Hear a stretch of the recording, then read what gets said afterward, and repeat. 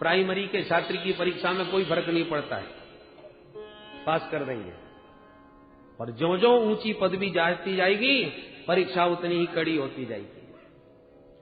तो भगवान के निकटतम पहुंचकर ब्रजभामाओं को उस दिव्य रस की प्राप्ति होने जा रही है।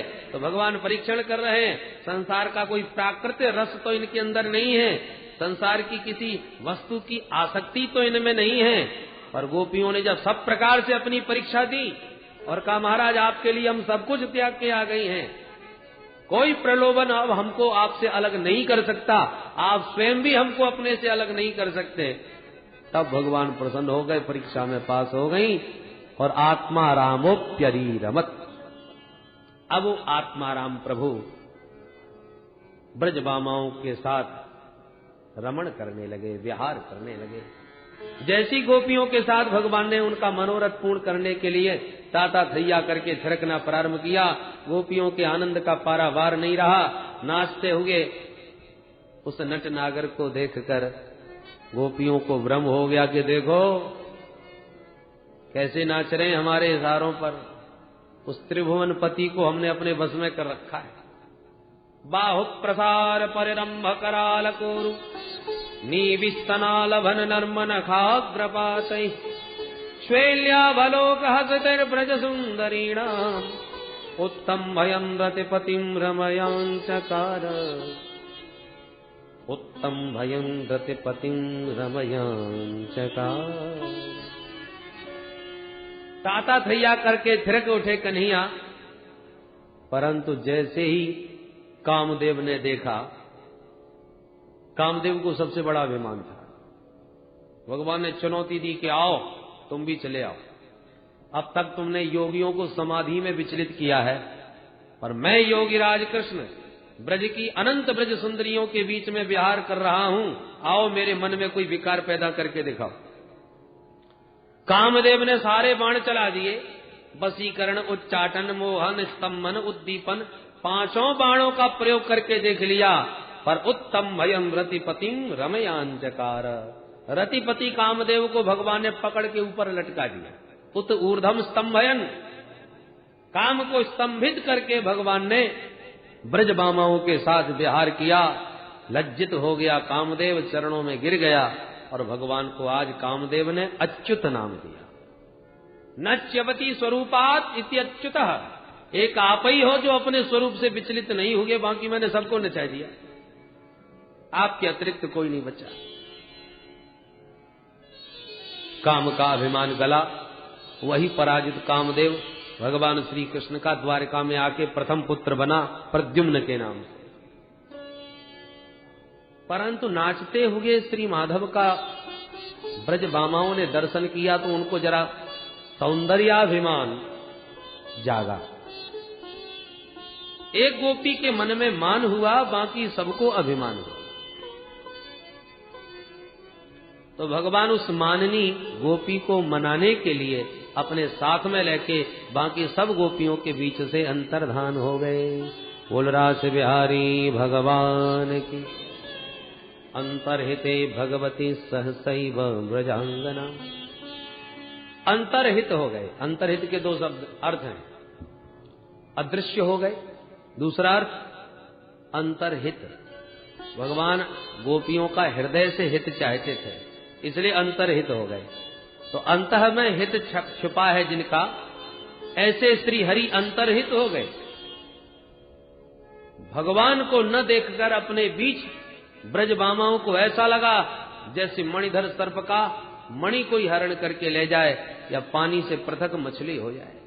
विकल हो गई, छटपटा उठी, प्यारे को ढूंढने के लिए चारों तरफ इधर उधर दौड़ने भागने लगी और प्रेम में इतनी पागल हो गई कि वृक्षों से ही पूछने लगी, ए भैया बरगद, ए भैया पीपल, तुम ही बताओ, अपनी विशाल शाखाओं को चारों तरफ से फैला के देखो, हमारे प्राणधन प्रियतम कहां भाग गए। वृक्षों से भला क्या उत्तर मिलता। गोपियां आपस में बोली, देखो देखो कितने निष्ठुर हैं, आकर के ये भी तो पुरुष जाति के ही हैं, स्त्री हृदय की व्यथा को ये क्या समझेंगे, छोड़ो इनसे बात करना। तुलसी से बात करने लगी, बहन तुलसी, तू तो हमारे प्यारे से बहुत प्रेम करती है, तेरे बिना तो वो भी भोजन तक स्वीकार नहीं करते। बहन जल्दी बता कहाँ है? तेरा तो नाम ही तुलसी है। तुना विष्णुना लसती शोभती। तेरी तो शोभा ही हमारे गोविंद के पाद पद्मों में होती है। जल्दी बोल। हवा का झोंका आया, तुलसी का पौधा हिल गया। एक गोपी बोली सिर हिला रही है, मैं नहीं बताऊंगी। तो तुलसी को भी खरी खरी सुना दी। अरे बहन इससे तो पूछना ही बेकार था, ये तो हमारी सौत लगती है, ये हमें भला क्यों बताने चले। आगे चलो। कुछ आगे बढ़ी तो एक जगह खूब हरियाली नजर आई, हरी भरी घास। एक गोपी बोली सखी निश्चित कन्हैया यहीं छुपे हैं। क्यों? तुझे कैसे पता? बोले देखो कि पृथ्वी कितनी रोमांच कंटकित हो रही है। ये पृथ्वी की रोम खड़ी हो रही है, माने शरीर इसका पुलकित हो रहा है। हमारे प्राण प्यारे प्रभु के स्पर्श से ही ये इतनी पुलकित हो सकती है, और दूसरा कोई कारण नहीं। अरे बहन पृथ्वी तू बोल, कहां छुपा रखे हैं? तेरी पुलकावली बता रही है कि तेरे पास यहीं कहीं छुपे हैं। तेरा अंग अत्यंत रोमांचित हो रहा है। मानो पृथ्वी ने कहा देवियों ये तुम्हारा भ्रम है। ये जो हरियाली तुम देख रही हो ये तो तुम्हारे श्री कृष्ण के जन्म से भी पहले की है, तुम्हारा ये भ्रम है। गोपियां बोली नहीं नहीं ये हम मानने को तैयार नहीं, हमारे प्यारे का अंग संग हुए बिना तू इतनी रोमांच कंटकित हो ही नहीं सकती। हां ये बात और है कि श्री कृष्ण रूप में न सही तो जब हमारे प्यारे बामन बन के तेरे को नाप रहे थे अपने श्री चरणों से, तब से उनके चरणों का अंग संग पा करके तू पुलकित हो गई। पृथ्वी ने कहा अरे नहीं नहीं बामन जी का भी जन्म नहीं हुआ था, उससे पहले की हरियाली है। तो तीसरी गोपी ने जवाब दिया अरे बामन रूप में न सही तो जब हमारे प्यारे बराह बन करके तेरा उद्धार करने गए थे पानी से, हिरण्याक्ष के चंगुल से, उस समय हमारे प्रियतम का बराह रूप में परिरम्भण कर लिया होगा तूने, अंग संग प्राप्त कर लिया होगा, आलिंगन किया होगा, तब से तू रोमांच कंटकित हो रही है, पुलकित हो रही है। किमते कृतम क्षित तपोवत केशवांघ्रि स्पर्शोत्सवोत्पुलकितांगरुहैर्विभासि अप्यंग्र संभव उरुक्रम विक्रमादवा आहो बराह बपुस परिरंभणेन। को जड़ को चैतन्य न कछु जानत विरही जन। प्रेमी विरही को बोध नहीं रहता कि मैं किससे वार्ता कर रहा हूं। गोपियां सबको पूछती हुई गोविंद का पता। इत्युन्मत्त वचो गोप्यः, उन्मत्तवत विचरण कर रही। इतना सब ढूंढने पर भी जब प्यारे नहीं मिले तब गोपियों ने फिर युक्ति से काम लिया। क्या करें? एक बोली चलो लीलानुकरण करते हैं, जैसी लीलाएं प्रभु ने की हैं वैसी हम तो नहीं कर पाएंगे। ऊट पटांग लीला करेंगी तो वो हाथ पकड़ के जरूर कहेंगे ऐसे नहीं ऐसे करो, बस पकड़े जाएंगे। हाँ ये ठीक है। तब तो एक गोपी जसोदा मैया बन गई, एक गोपी कृष्ण कन्हैया बन गई, एक गोपी पूतना बन गई। भगवान ने कृष्ण बनी, गोपी ने पूतना बनी, गोपी को मारने का अभिनय किया। गोपियां सब ताली बजाने लगी, पूतना मर गई, पूतना मर गई, पर माधव नहीं आए। एक गोपी अपनी चुनरी को आकाश में उड़ा के कहती है ब्रजवासियों मत घबराओ, मैंने गोवर्धन उठा लिया, ये इंद्र तुम्हारा कुछ नहीं बिगाड़ेगा। मां भैष्टवात वर्षाभ्याम तत्प्राणम विहितम मया। माधव फिर भी नहीं आए, सारी लीलाओं का अनुकरण कर लिया। एक गोपी तो कृष्ण बन करके इतनी तन्मय हो गई कि कहती है कृष्णोहम पश्यत गति। देखो देखो मेरी चाल देखो, मैं ही कृष्ण हूं। जैसे ब्रह्म चिंतन करते करते बड़े बड़े सिद्ध संत सोहम की सत्ता में स्थित हो जाते हैं। शिवोहम सोहम। आज गोपियों को भी कृष्णाद्वैत प्राप्त हो गया। कृष्ण चिंतन करती करती स्वयं कृष्णोहम, मैं ही कृष्ण।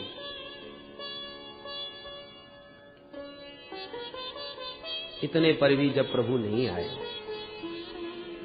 अन्वेषण करती जा रही थी। एक गोपी बोली सखी देखो देखो ये चरण चिन्ह दिखाई पड़ रहे, इसका मतलब इसी रास्ते गए हैं, चलो आगे। आगे बढ़ी तो कुछ फूल बिखरे हुए मिले। एक बोली सखी हमारे प्यारे के साथ साथ एक चरण चिन्ह और दिख रहे हैं। इसका मतलब वो अकेले नहीं है, कोई उनके साथ में भी है। ये कौन है जो अकेली श्री कृष्ण को अपने साथ लेके चली गई? अरे सखी देख देख, यहाँ पर हमारे प्यारे के चरण बहुत गड़े हुए मालूम पड़ रहे हैं। इसका मतलब उसे कंधे पर बैठाया है। और ये फूल टूटे हैं, ओहो समझ गई, यहाँ पर फूल चुन चुन के उसका श्रृंगार किया होगा। केशव प्रसाधनम तत्र कामन्य कामिना कृतम अनया राधितो नूनम भगवान हरिश्वर। अब तो स्पृहा होने लगी उस गोपी के मन में कि वो कौन है जो उनके साथ में। तब तक यहां पर श्री सुखदेव जी ने नाम स्पष्ट नहीं किया कि वो एक गोपी कौन थी, पर संतों की मान्यता है वो कोई और नहीं, साक्षात किशोरी जी हैं, श्री राधा रानी हैं। और सुखदेव जी उनका नाम लेते नहीं। क्यों नहीं नाम देते? उसके कई कारण हैं। कुछ संत कहते हैं कि भाई सुखदेव जी की इष्ट देवी हैं भगवती रासेश्वरी। इतने रसिक संत हैं श्री सुखदेव जी कि राधे नामोच्चारण मात्र से 6 महीने की समाधि लग जाती है। और सुखदेव जी सावधान है परीक्षित को कथा सुनाते हुए, कहीं ऐसा न हो कि राधे कहते ही हम तो 6 महीने की समाधि में चले जाएं और बेचारे 7 दिन के मेहमान परीक्षित अधर्मी लटके रह जाए। इसलिए सजग सावधान होकर के कथा सुना रहे हैं।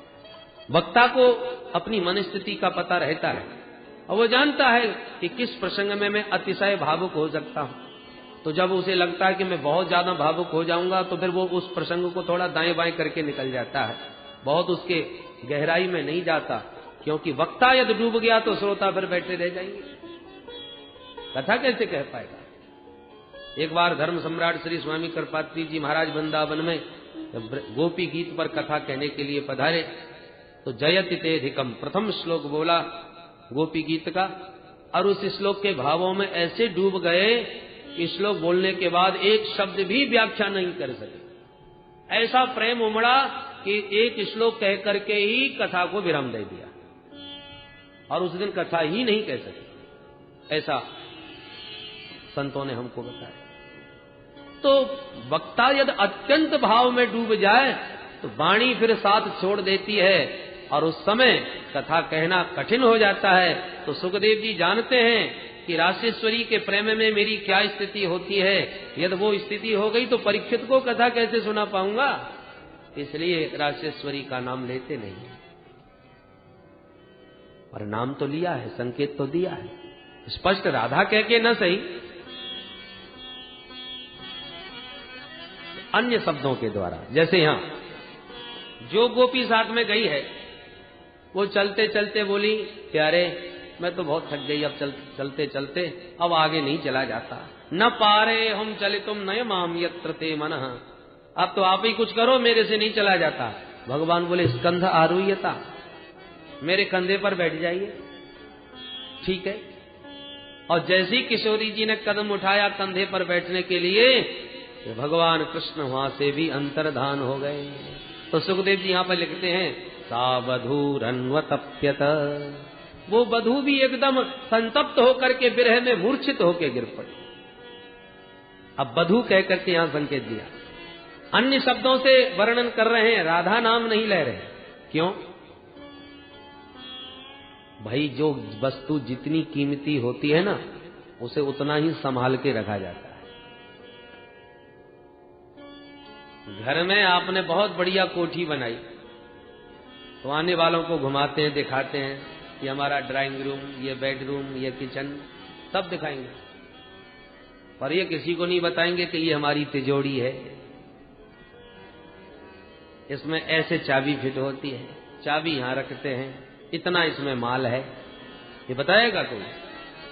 अरे ये तो बहुत अंतरंग लोग होते हैं, उन्हीं को बताया जाता है, हर किसी को थोड़ी दिखाते फिरते। उसी प्रकार इस श्रीमद् भागवत के भवन में राधा तत्व के रत्न को शब्दों की तिजोरी में इतना छुपा करके रखा है श्री सुखदेव जी महाराज ने कि जो परम वैष्णव अनन्य रसिक हैं भगवान के, वो तो उस तिजोरी को खोल करके देख सकते हैं उस रत्न को। बाकी हर किसी की आंखों के सामने आने वाला रत्न नहीं है, ये हर किसी को नहीं दिखाया जाता।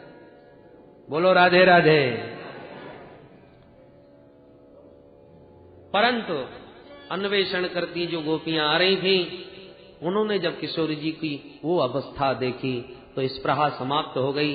उस ब्रज गोपी की व्यथा को देखकर, विकलता को देखकर सब गोपियां उसके विरह में उसका साथ देती हुई किशोरी जी को संभाल करके उठा करके सब गोपियां वापस अब यमुना तट पर आईं और यमुना के तट पर मिल करके सब गोपियों ने बड़ा ही मधुर गीत गाया और कहा, बहन यदि इस गीत को सुन के भी गोविंद नहीं आए तो अपनी यमुना जी के जल में ही अपना विसर्जन कर दे, क्योंकि प्रभु को गीत बहुत अच्छा लगता है। इसलिए आओ एक बार मिलकर के गाएं। ये गीत भागवत का सबसे सुंदर गीत है। आइए इसका श्रवण करें। सब गोपियां मिलके गा रही हैं। गोप्य ऊचु जयति तेधिकं जन्मना प्रजा त्रयत इंद्रिया शाश्वत ही दैत्य दृश्यता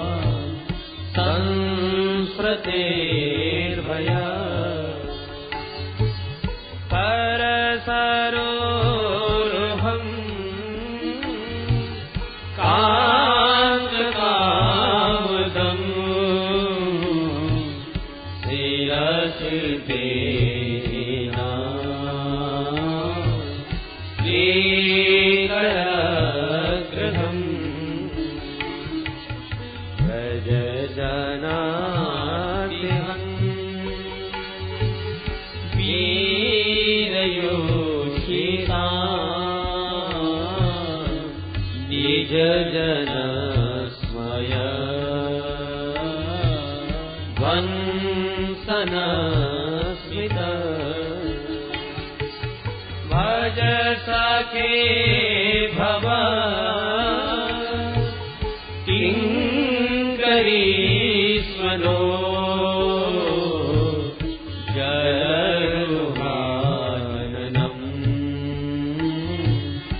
चारुदर्शय प्रणत देहिना पापकर्षणं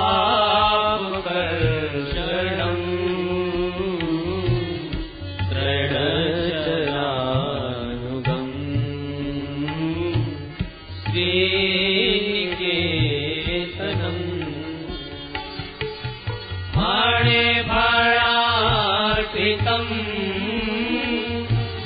ते पदाम्बुजं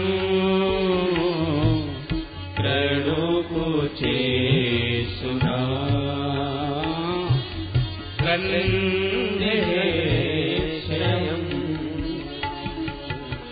मधुरया गिरा बल्कुबाक्यया पुरमनोज्ञया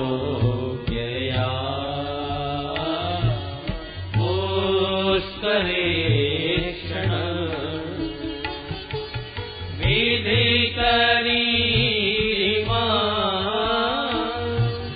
वीरवीयसी दधरसी गुणा ध्यायस्वना तव कथामृतम् तप्तजीवनम् कविभिरीडितम्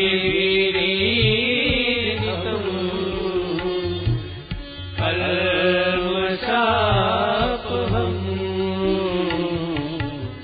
श्रवणमङ्गलम् श्रीमदासतम्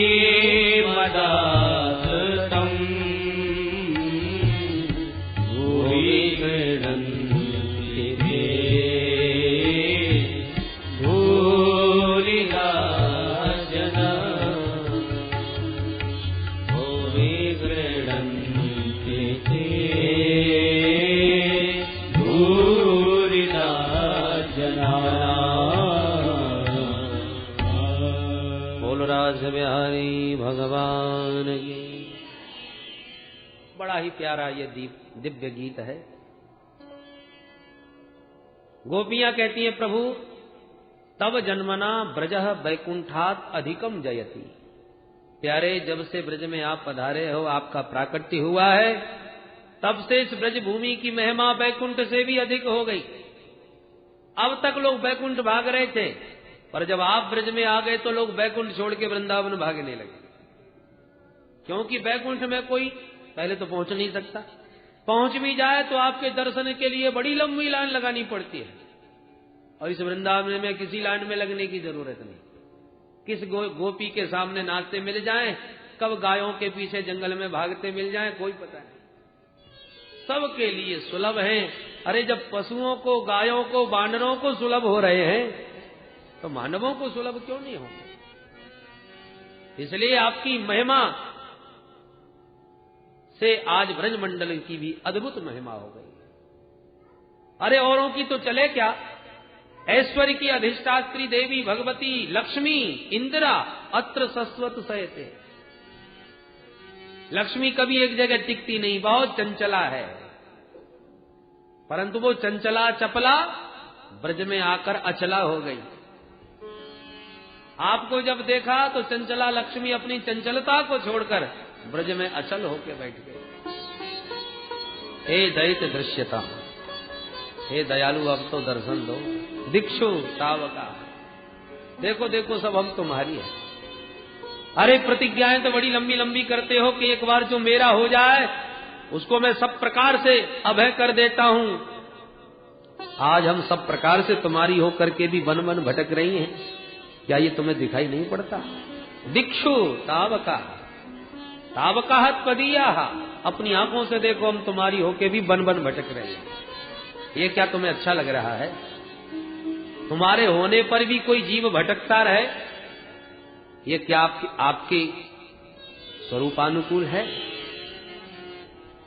क्या आज अपनी सारी प्रतिज्ञाएं भूल गए? यदि कहो कि क्यों भटक रही हो, तो प्यारे प्राणों से पृथक भी कोई रह सकता है क्या? आप हमारे प्राण हो, त्वयि धृता सब।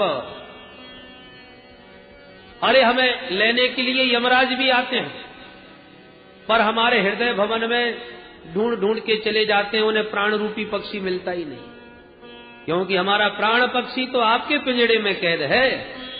यमराज आके क्या करेगा? त्वयि धृता सब त्वां विचिन्वते, इसलिए अपने प्राण रूपी पक्षी को पाने के लिए आपके पीछे भाग रहे हैं। आप तो हमारे प्राण प्यारे हो, और यदि तुम्हें मारना ही था तो फिर इतनी बार हमको बचाया क्यों? यदि आप मारना चाहते तो अब तक तो हम कब की मर गई होती। अरे आपको कलंक भी नहीं लगता? मारने वाले तो बहुत आए हमको, कितने बड़े बड़े असुर नहीं आए, परंतु रक्षिता मुह, उन असुरों को मार मार के बार बार आप ही हमको बचाते रहे। क्या इसी दिन के लिए बचाया था हमको? असुरों के प्रहार से बचाकर आज अपने बिरहासुर में मारोगे? ये तो वही हालत हो गई जैसे कोई बकरे को खूब बढ़िया बढ़िया खिलावे, बड़े बड़े हिंसक जानवरों से अपने बकरे की रक्षा भी करे, और एक दिन खुद ही अपने हाथ से तलवार चला गया। क्या इसी दिन के लिए ये बलिदान करने को तुमने बकरे को इतना खिलाया पिलाया था? विष वृक्षों की संवर्ध्य स्वयं नक्षेतुमर्हति, अपने हाथ का बोया हुआ विषैला वृक्ष भी कोई अपने हाथ से काटता नहीं। आपके द्वारा रक्षित हैं और आप ही हमें मारोगे। अरे मारना कोई हथियारों से ही नहीं होता। हमको अपनी बंसी बजा के बुलाया, आपके दिव्य मुख कमल की मुस्कान को देखने पाने के लिए हम दौड़ी भागी दीवानी चली आई। आपके विशाल जो नेत्र हैं वो सर्द के सरोवर में विकसित सरसिज के सौंदर्य को भी हरण करने वाले हैं। उन नेत्रों में मिलन की दिव्य भावनाएं भरी हुई थी, इसलिए हम सब कुछ त्याग के चली आए। पर मिलन की उत्कंठा जगा करके बिना मिले हमें छोड़ के भाग गए। क्या ये मारना नहीं हुआ? नेह किम बधा, तुम्हारी इस निष्ठुरता को देख देख के तो लगता है तुम जसोदा मैया के बेटा तो हो नहीं सकते।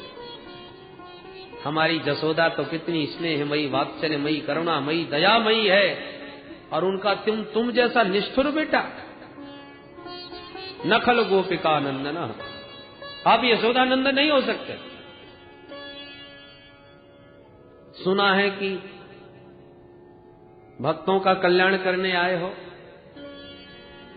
विघ्न सार से तो विश्वगुप्त, ब्रह्मा जी की प्रार्थना पर विश्व का कल्याण करने, भक्तों का परित्राण करने पधारे हो, तो क्या हम आपकी भक्त नहीं हैं?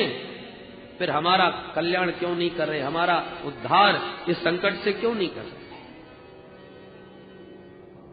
यदि अंतर्यामी हो तो हमारे भीतर की भावनाओं को क्यों नहीं समझ रहे? यदि ये तुम्हारा संकेत है कि हमारे अंदर अभिमान का जहर भर गया इसलिए आप भाग गए, तो प्रभु आपके श्री चरणों में तो विश्व वमन कराने की अद्भुत शक्ति है। सारे ब्रजमंडल ने अपनी आंखों से स्पष्ट देखा था। वो कब? फाणे फाणार्पितम ते परामूलम प्रणो मुझे सुना क्रंद है क्षयम।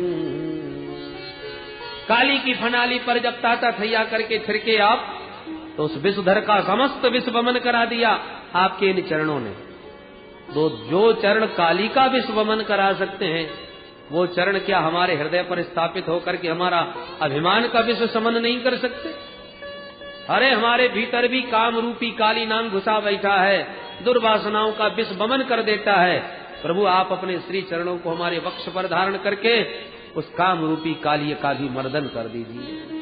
कृण कुचे सुनः क्रंद हृच्छयम हृदय शेतेति हृच्छय।